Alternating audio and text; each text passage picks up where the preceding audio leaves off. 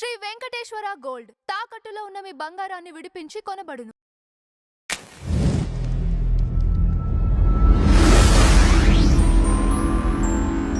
Sir నమస్కారం.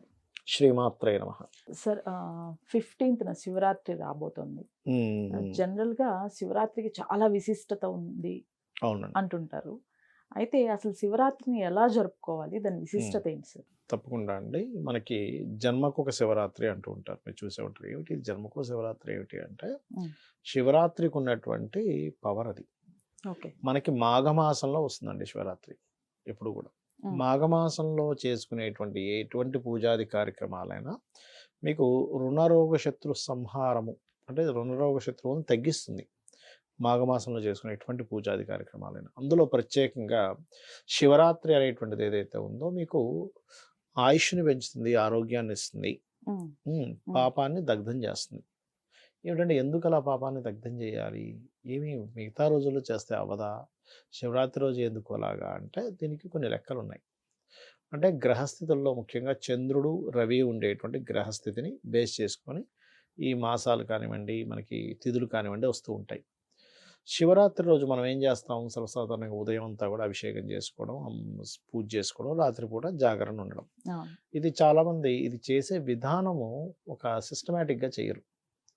ఎందుకంటే మీరు మామూలుగా ఒక జిమ్కి వెళ్తున్నారు, జిమ్కి వెళ్తే జిమ్ ట్రైనర్ చెప్తాడు నువ్వు ఇలా ఎలా పడితే అలాగా నువ్వు ఇలా చేయాలి అంటాడు, ఈ ఫుడ్ తినాలి అని చెప్తాడు.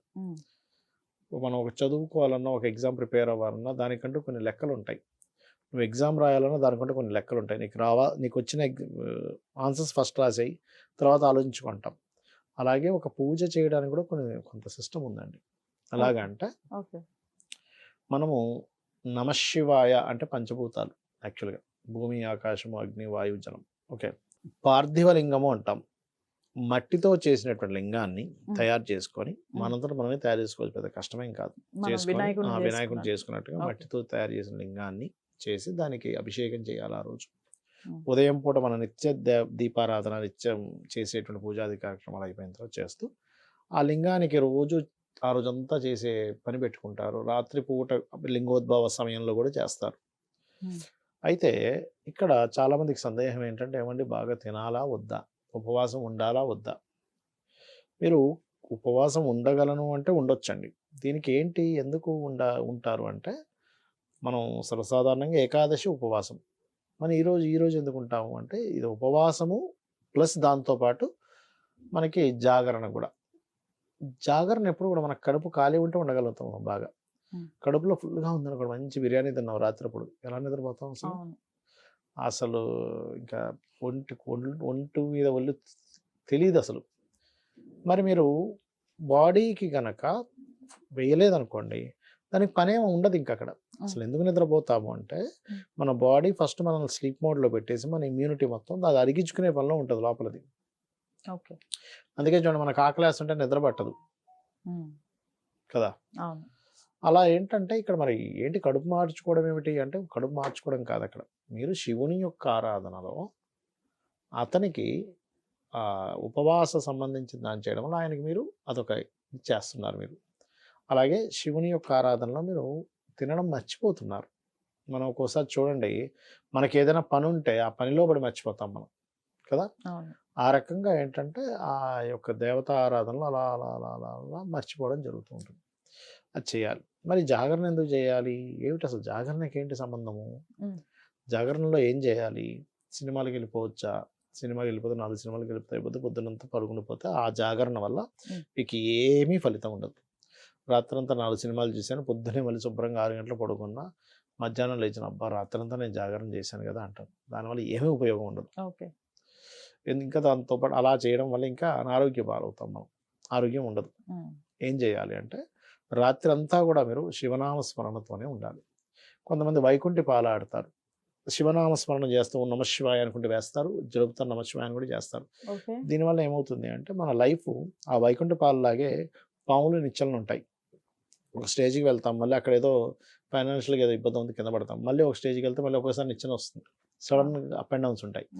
మీ లైఫ్లో ఏదైతే సడన్ అప్ అండ్ డౌన్స్ ఉంటాయో అవి ఈ నమశివాయ మంత్రంతో చేసే దీనివల్ల అది తొలగిపోతుంది.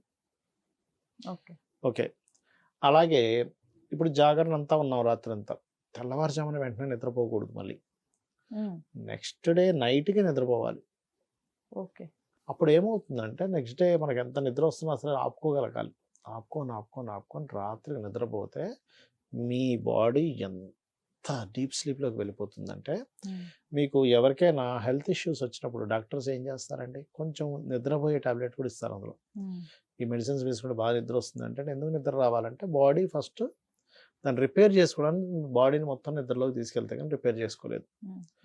అలా డీప్ స్లీప్లోకి ఎప్పుడైతే వెళ్ళిపోయారో, మీకు లోపల ఏవైతే రుగ్మతలు ఉండిపోయాయో, ఇక్కడ మంత్రం కూడా జరిగింది 24 అవర్స్ నుంచి నమశివాయ నమశివాయ నమశివాయ నమశివాయ నమశివాయ. ఈ మంత్ర ప్రభావము ఎట్ ఏ సేమ్ టైం దీని యొక్క ప్రభావము, జాగరణ అండ్ అభిషేక ప్రభావాల వల్ల మనకి లోపల ఏదైతే మన పూర్వజన్మ కర్మల వల్ల మనం అనుభవిస్తున్నామో ఆ యొక్క ప్రభావం మొత్తం తగ్గిపోతుంది మనకి.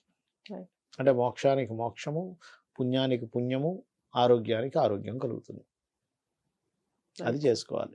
అయితే ఇక్కడ ఏంటంటే ఎంతసేపు అబ్బా నేను ఇవాళ తినలేదు ఉపవాసం, నేను ఇవాళ ఈ పూజ చేశాను, అది కాదు. మీరు ఎంత భక్తిగా చేస్తున్నారు. ఇప్పుడు మీరు చూడండి, మీరున్నారు, ఎవరో ఎవరో ఫ్రెండ్ ఇంటికి వెళ్ళారు, మీరు వాళ్ళ మీకు టిఫిన్ ఏదో పెట్టారు, అందరికీ చెప్పుకుంటున్నారు కొండ వచ్చాక, ఇగో ఇప్పుడు లక్ష్మి గారు వచ్చాక నేను టీ ఇచ్చాను, టిఫిన్ ఇచ్చాను చెప్తే మీకు ఎలా ఉంటుంది? ఇచ్చి ఏంటి నాకు ఇంట్లో టీ లేదా టిఫిన్ లేదా అనిపిస్తుంది. అవునా కదా? ఏమిట్రా ఈ గోలా, ఇంకోసారి రాకూడదు అనిపిస్తుంది. మనందరం చేసే మిస్టేక్ కూడా అదే.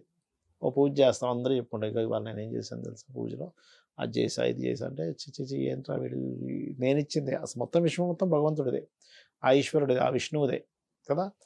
మరి ఏమిటిది నాకు పెట్టింది కూడా చెప్పుకుంటున్నాడా? అలాంటి తప్పిదం ఎప్పుడూ చేయకూడదు. మనకి శాస్త్రంలో మంత్రం తీసుకొని మంత్రాన్ని చేస్తుంటాం ఎవరైనా గురువు గారి దగ్గర, కనీసం మనం చేసే పూజ కానీ మంత్రం కానీ సొంత తల్లికి కూడా తెలియకూడదట, అంత గోప్యంగా చేయాలని చెప్తారు. మనం చెప్తున్నాం అనుకోండి, ఆ పాపం ఆ పుణ్యం పోతూ ఉంటుంది. నేను ఇవాళ స్వామివారికి ఈ నైవేద్యం పెట్టాను, అది పెట్టాను, ఇది పెట్టాను, ఇంత చేసిన అది చేసి చెప్పుకుంటే అది పోతుంది, దాని ఫలితం ఉండదు. అందుకే గౌప్యంగా చేసుకోవాలి అంటూ ఉంటారు. అది. Thank you so much. శ్రీమాత్రే నమః.